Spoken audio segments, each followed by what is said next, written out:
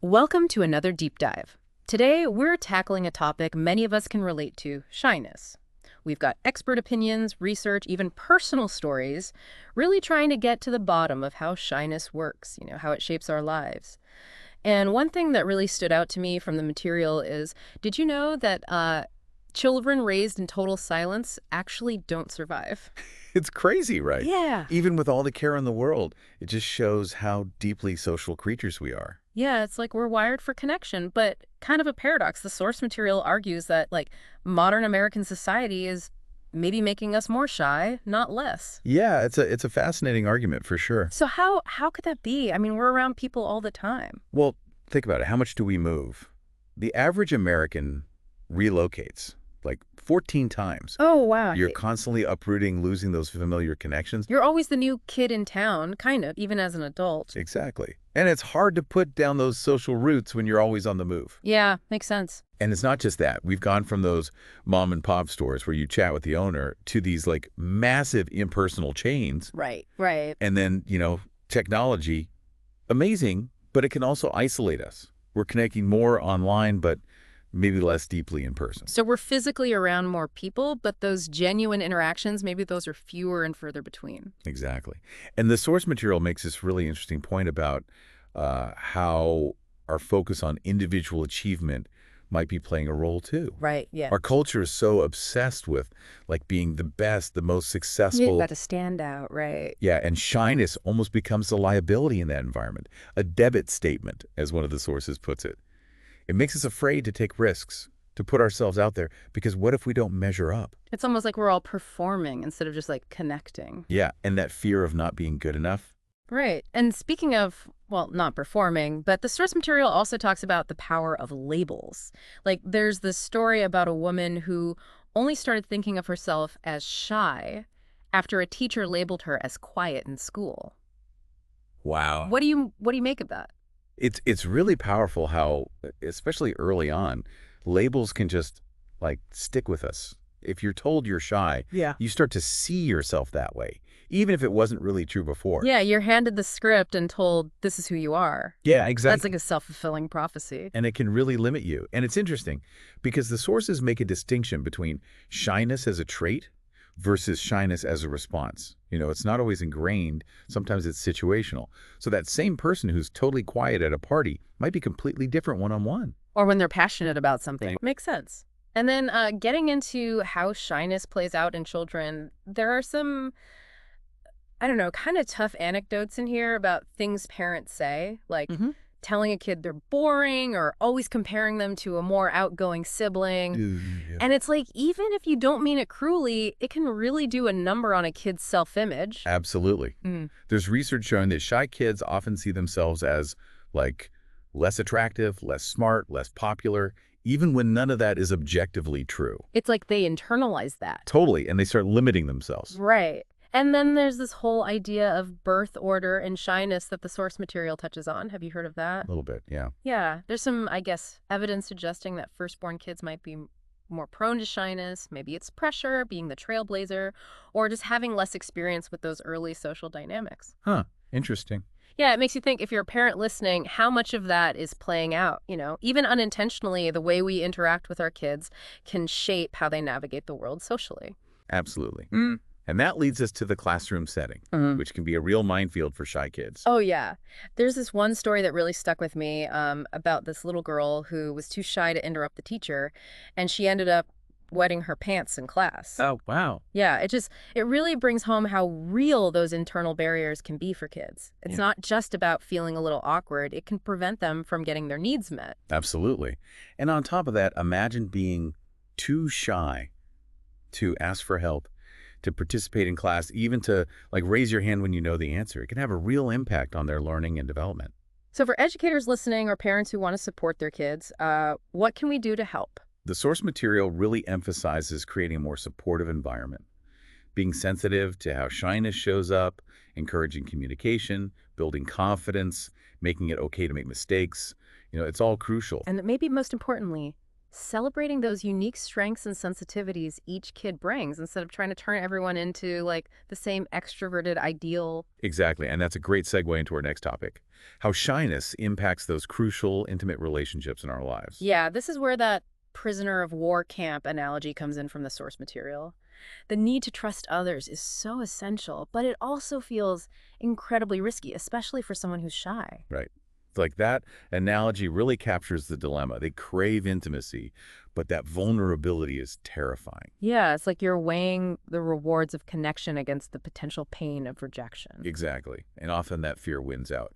There's a story here about a woman who, like, agonized for months before finally complimenting a guy she was attracted to. Oof, I'm guessing it didn't go well. No, he reacted super awkwardly and she was mortified. It shows how dating and relationships can feel like this minefield for shy people. Yeah, the anxieties are just amplified tenfold in that context. For sure.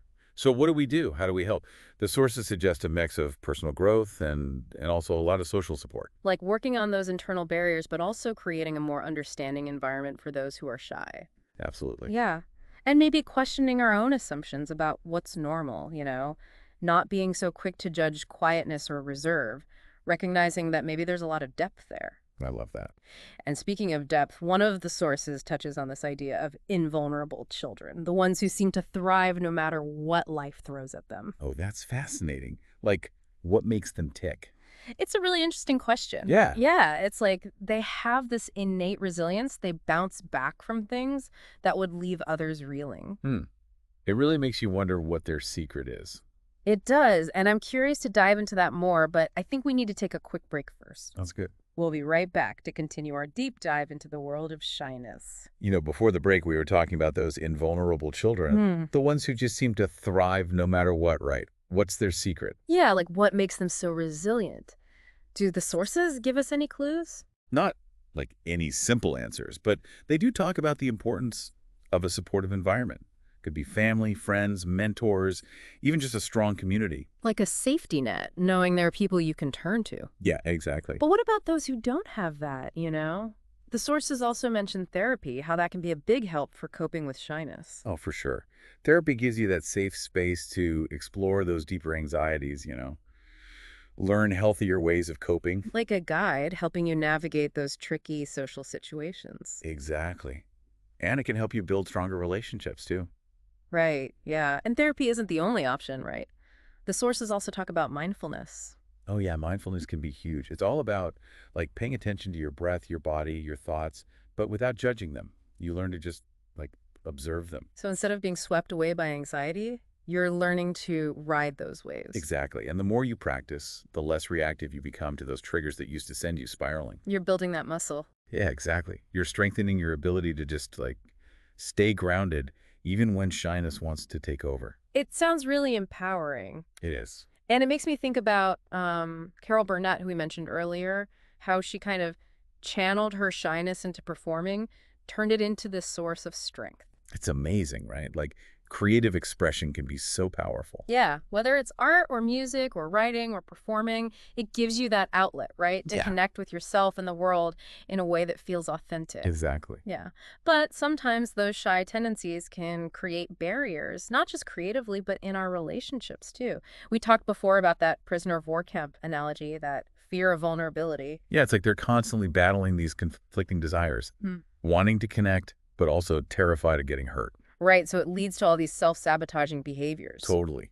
The sources call them shyness barriers. These invisible walls we build around our hearts. And they can manifest in so many ways, avoiding eye contact, not showing affection, holding back, even pushing people away. There's this story about a woman who was totally comfortable modeling nude for strangers, but couldn't imagine skinny dipping with her friends. Well, yeah. It just shows you shyness isn't always logical. No, it's about feeling safe, and that can vary wildly depending on the context.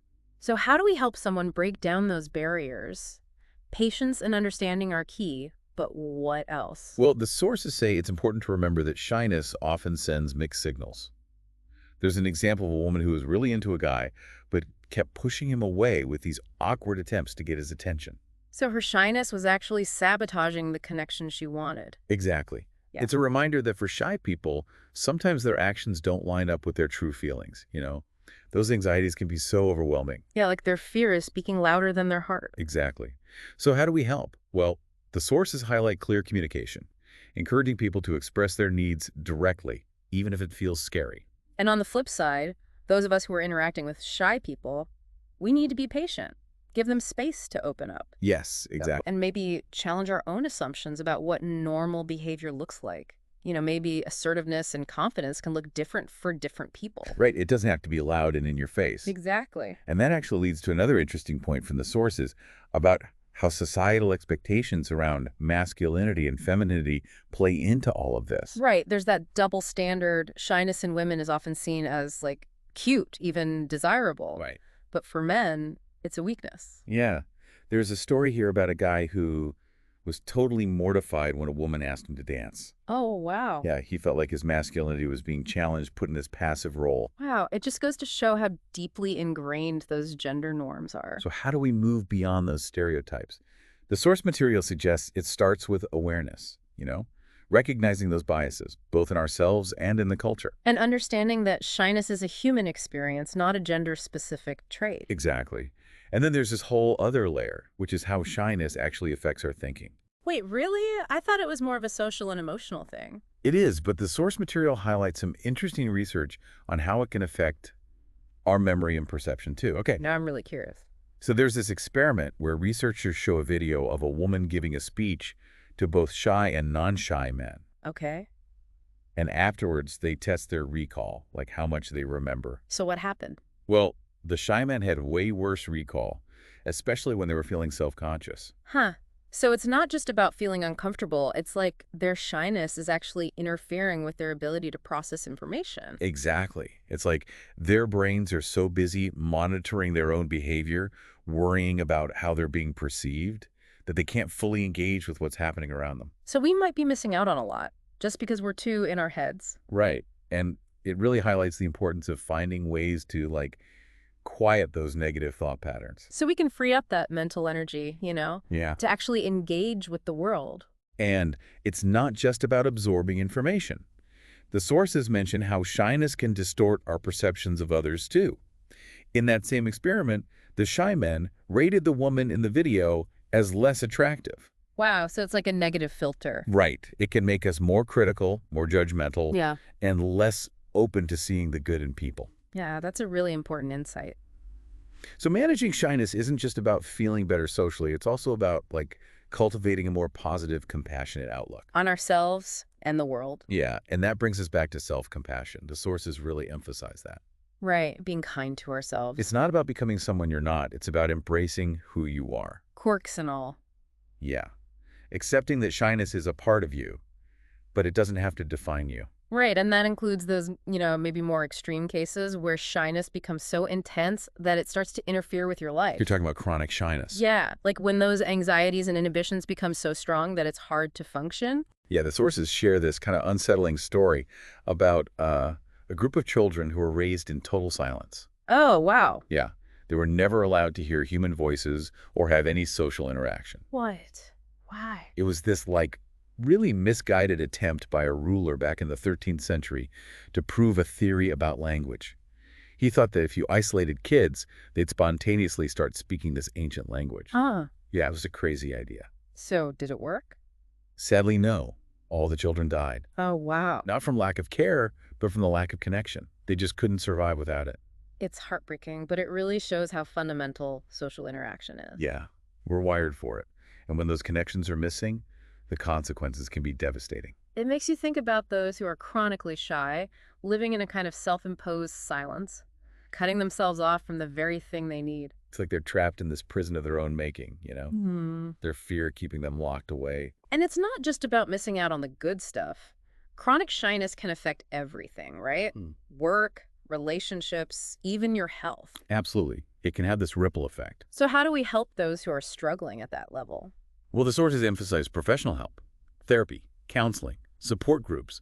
They provide that safe space to work through those anxieties, learn coping skills, and start rebuilding connections. It's like building a bridge back to the world. Exactly. And remembering that recovery is a process. It takes time, and it takes support. Yeah. but it's possible. And it's not just on therapists, right? We all have a role to play in creating a more understanding and accepting world, where shyness isn't seen as a weakness. Yeah, we need to value vulnerability and authenticity, make people feel safe to express themselves. And challenge those gender stereotypes, right, that limit how we see and experience shyness. Absolutely.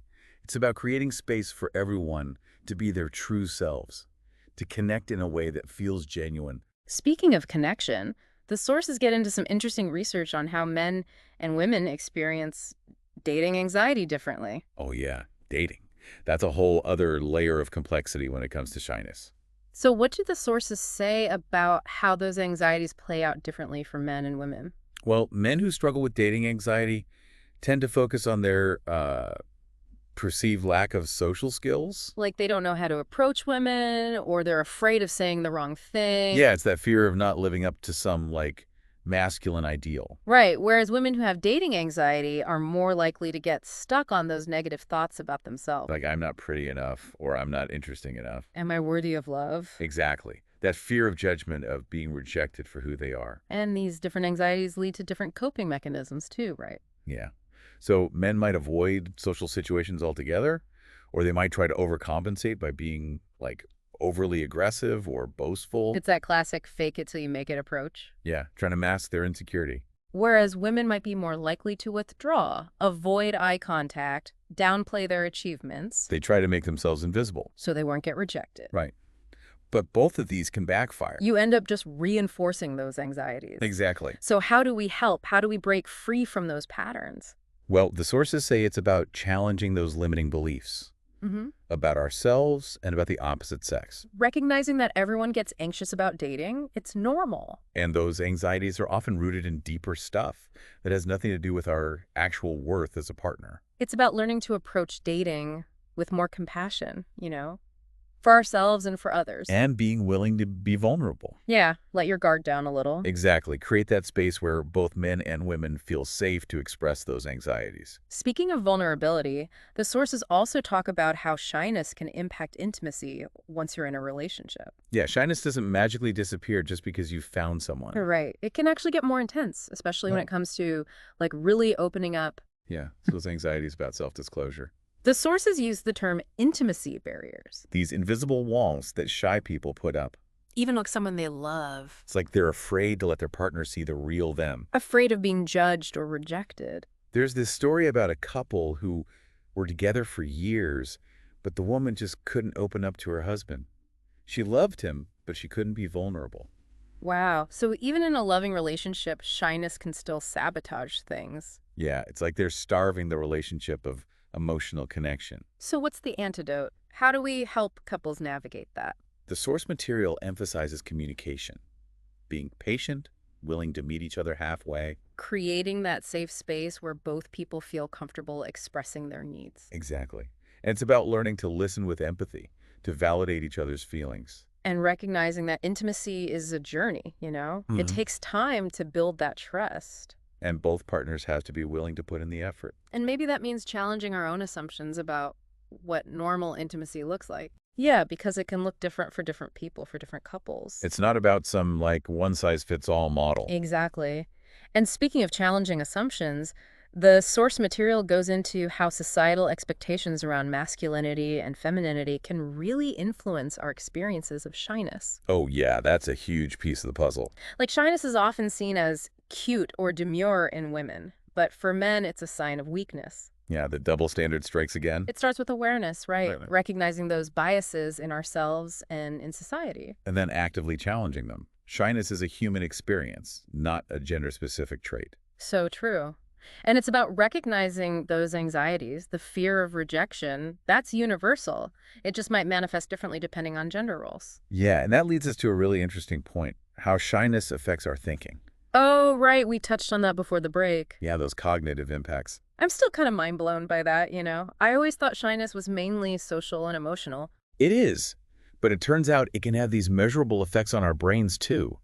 Like, remember that experiment with the videotape speech? Yeah, the one where the shy guys had worse recall. Exactly. It's like their anxiety was interfering with their ability to process information. So it's not just about feeling uncomfortable. It's like shyness is actually hindering their cognitive function. Right. It's like Their brains are so busy monitoring their own behavior, worrying about how they're coming across, that they can't fully engage with what's happening around them. So we might be missing out on a lot just because we're too in our heads. Exactly. And it really highlights the importance of finding ways to, like, quiet those negative thought patterns. So we can free up that mental energy, to actually engage with the world. And it's not just about absorbing information. The sources mention how shyness can distort our perceptions of others, too. In that same experiment, the shy men rated the woman in the video as less attractive. Wow, so it's like a negative filter. Right. It can make us more critical, more judgmental, Uh, and less open to seeing the good in people. that's a really important insight. So managing shyness isn't just about feeling better socially. It's also about, like, cultivating a more positive, compassionate outlook. On ourselves and the world. Yeah, and that brings us back to self-compassion. The sources really emphasize that. Right, being kind to ourselves. It's not about becoming someone you're not. It's about embracing who you are. And quirks and all. Yeah, accepting that shyness is a part of you, but it doesn't have to define you. Right. And it makes you wonder how much shyness might hold us back from reaching our full potential. Totally. Like, imagine all the brilliant ideas, the creative expressions, the acts of kindness that are never realized because someone is too afraid to share them with the world. It's a real loss, not just for the individual, but for society as a whole. Exactly. And that brings us to another fascinating concept from the sources, the idea of invulnerable children. Oh, yeah, we touched on them earlier. Those kids who just seem to thrive no matter what life throws their way. Right. It's like they have this inner strength, this resilience that allows them to bounce back from adversity. The source material gives some pretty amazing examples of these kids, like a study of 100 men who came from incredibly tough backgrounds, lots of trauma, conflict, really difficult upbringings. Wow. And what happened to them? The vast majority were doing really well as adults, holding down jobs, having relationships, leading productive lives. It's amazing. Like, our past doesn't have to define us. We really do have the power to heal and grow. And it seems like certain factors can make a difference, like having a supportive environment, good coping skills, and a belief in yourself. Yeah, it's like having a toolbox full of resources to navigate life's challenges. And knowing that you're not alone in those struggles. There's help available. And it's never too late to build those skills and find that support. It's a really hopeful message. It is. And speaking of hope, let's circle back to Carol Burnett for a minute. Her story really embodies that idea of resilience. Yeah, she struggled with shyness for years, but managed to achieve incredible success in a field that requires so much confidence and charisma. It's really inspiring. What I find fascinating is how she used humor to connect with people. It was like a way to disarm them, to deflect attention from her own insecurities. It's brilliant, turning a perceived weakness into a strength. It's a reminder that our vulnerabilities can often be our greatest gifts. They can lead to amazing growth and self-discovery. And sometimes those vulnerabilities are what make us truly unique and relatable. Yeah, and it's about finding those people who see and appreciate those qualities, Yeah. who encourage us to shine. Absolutely. We all need that kind of support.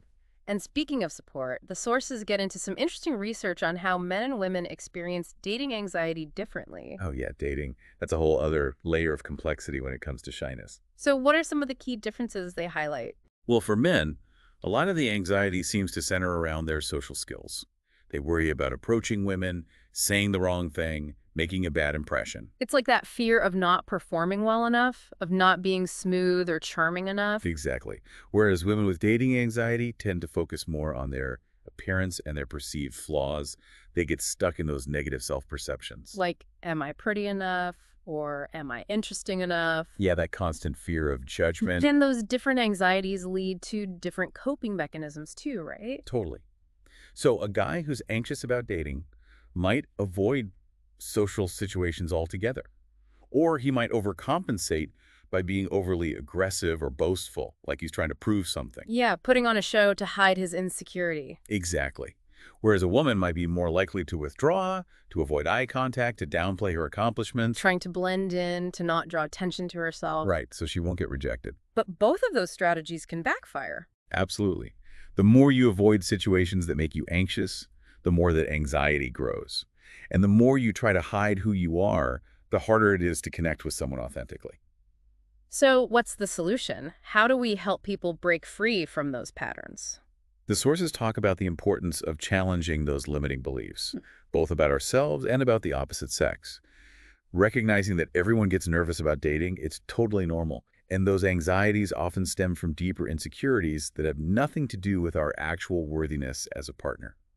So it's about approaching dating with more compassion, more self-acceptance. And being willing to be vulnerable, to let your guard down a little. Yeah, that's so important. It's about creating that space where both men and women feel safe to express those anxieties. And speaking of vulnerability, the source material also explores how shyness can impact intimacy once you're in a relationship. Right. Shyness doesn't magically disappear just because you found someone. It can actually become more intense, especially when it comes to really opening up to your partner. The source material uses the term intimacy barriers to describe those walls that shy people put up. Even around those they love. Yeah, it's like they're afraid to let their partner see the real them, afraid of being judged or rejected.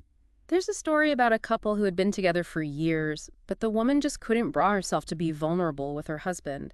She loved him, but she was terrified of letting him see her true self. That's heartbreaking, but it's also a powerful illustration of how shyness can sabotage even the strongest relationships. It's like they're starving the relationship of that deep emotional connection. So what can we do to help? How do we create a space where intimacy can flourish, even when shyness is present? The sources emphasize the importance of communication, patience, and a willingness to meet each other halfway. It's about creating that safe and supportive environment where both partners feel comfortable expressing their needs and fears. Exactly. Learning to listen with empathy, to validate each other's feelings. And understanding that intimacy is a journey, it takes time and effort to build that trust. Absolutely. Both partners have to be willing to put in the work. And maybe that means challenging our own assumptions about what normal intimacy looks like, right? Because it can vary so much from couple to couple. Totally. There's no one-size-fits-all model. Exactly. And speaking of challenging assumptions, the source material also delves into how those societal expectations around masculinity and femininity play into our experiences of shyness. Right, like those double standards we were talking about earlier. Shyness is often seen as cute or demure in women, but for men, it's considered a weakness. It's a classic example of how gender roles can limit our understanding of human experience. And it starts with awareness, right? Recognizing those biases in ourselves and in the culture. And then actively challenging them. Shyness is a human experience, not a gender-specific trait. Exactly. And it's a recognizing that those anxieties, the fear of rejection, those are pretty universal. It's just that they might manifest differently based on our gender conditioning. Yeah, and that brings us to a really interesting point, the impact of shyness on our thinking. Oh, right. We were talking about that before the break. Yeah, those cognitive impacts. I'm still kind of mind blown by that, you know? I always thought of shyness as being primarily social and emotional. It is, but it turns out it can have these measurable effects on our brains too. Like, remember that experiment with the videotaped speech? Yeah, the one where the shy guys had trouble remembering what they'd seen. Exactly. Their anxiety was actually interfering with their ability to process information. So it's not just about feeling uncomfortable. It's like their shyness was actually hindering their cognitive function. Right. Their brains were so busy monitoring their behavior, worrying about how they were coming across, that they couldn't fully engage with what was happening around them. So we might be missing out on a lot just because we're too in our heads. Exactly. And it really highlights the importance of finding ways to, like, quiet those negative thought patterns. So we can free up that mental energy, to actually engage with the world. And it's not just about absorbing information. The sources mention how shyness can distort our perceptions of others too. In that same experiment, the shy man rated the woman in the video as less attractive. Wow, so it's like their self-consciousness was creating a more negative filter through which they viewed the world. Right. It can make us more critical, more judgmental, Yeah. and less open to seeing the good in people. That's a really important insight. It makes you wonder how many opportunities for connection and understanding we miss out on because we're viewing everything through that lens of self-doubt. Exactly.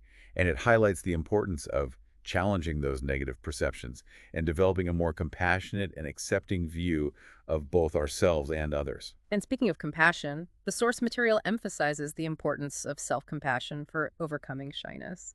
It's about recognizing that we're all works in progress, that we're all worthy of love and acceptance, and that it's okay to make mistakes along the way. Yeah, silencing that inner critic, that voice that tells us we're not good enough. Exactly. Replacing that harsh self-judgment with, kindness and understanding. And that self-compassion can ripple outwards, Yeah. impacting not just our relationship with ourselves, but also our relationships with others. It's like breaking the cycle of negativity and replacing it with a more positive and affirming energy. Absolutely. And speaking of breaking cycles, the sources also delve into the fascinating world of invulnerable children. Those kids who seem to thrive despite facing incredible challenges. Right, those kids who possess that seemingly innate resilience that allows them to bounce back from adversity. The source material gives some really amazing examples of these kids, like a study of 100 men who came from incredibly tough backgrounds, lots of trauma, conflict, really difficult upbringings. And what happened to them? Despite all of that, the vast majority of them were doing incredibly well as adults, holding down jobs, maintaining relationships, leading productive lives. They'd found a way to overcome those early challenges and create a positive future for themselves. It's really inspiring. It's like proof that our past doesn't have to define us. We have the power to heal, to grow, and to create a brighter future no matter what we've been through. Absolutely. And it seems like certain factors can contribute to that resilience. Mhm. Having a supportive environment, developing effective coping skills, and believing in your own ability to overcome adversity. It's like having a toolbox filled with resources and strategies to navigate those inevitable challenges that life throws our way. Exactly. And knowing that you're not alone in those struggles, there are people and resources available to help us through those difficult times. That's a really hopeful message. And speaking of hope, let's circle back to Carol Burnett for a minute. Her story really embodies that idea of resilience and self-acceptance. Her journey is truly inspiring. Despite struggling with shyness throughout her childhood and even into her early career, she managed to achieve incredible success in a field that demands confidence and charisma. It's fascinating how she channeled that shyness into her comedic talent, using humor as a way to connect with others, to disarm them, and to deflect attention from her own insecurities. It's such a brilliant example of turning a perceived weakness into a strength.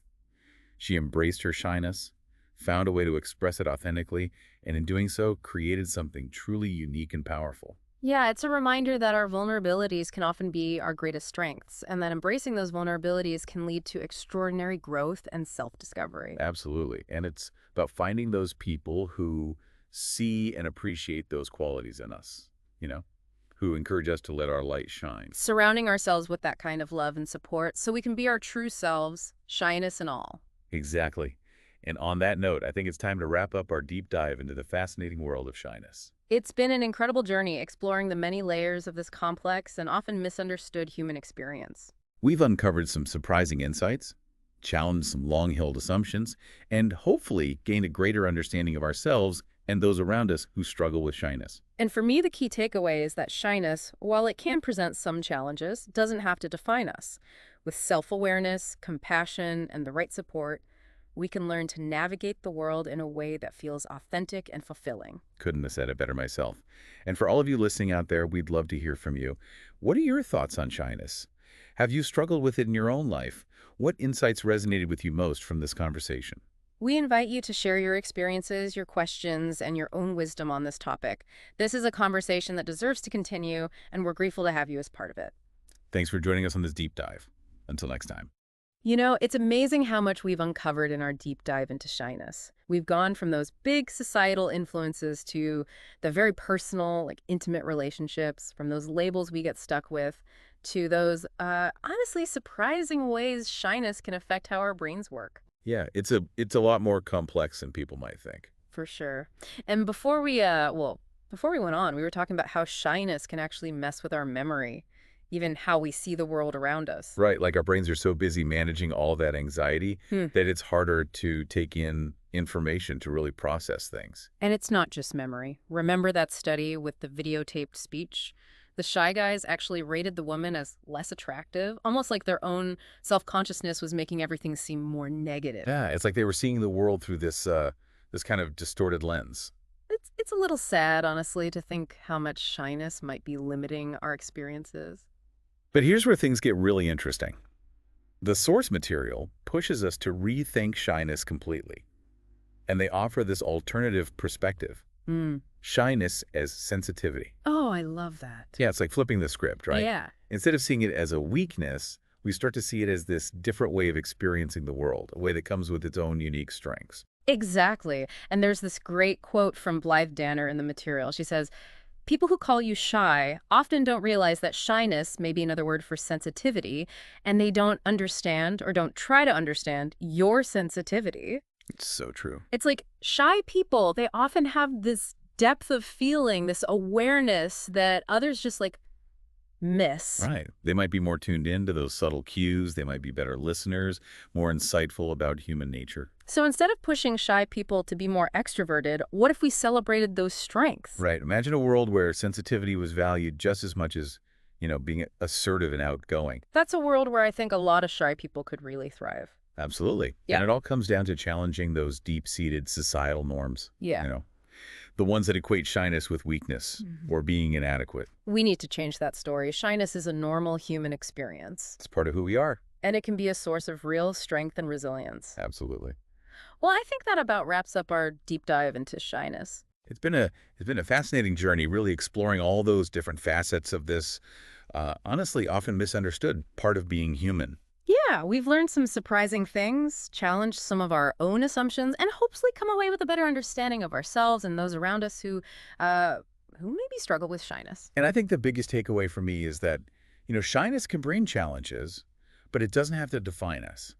With self-awareness, with compassion, and with the right support, we can all find ways to navigate the world, in a way that feels authentic. So true. And for all of you listening out there, we'd love to hear your thoughts. Have you dealt with shyness in your life? What really stood out to you from our deep dive? Share your experiences, your questions, anything that's on your mind. This is a conversation that deserves to keep going, and we're so glad to have you all as part of it. Thanks for joining us. Until next time.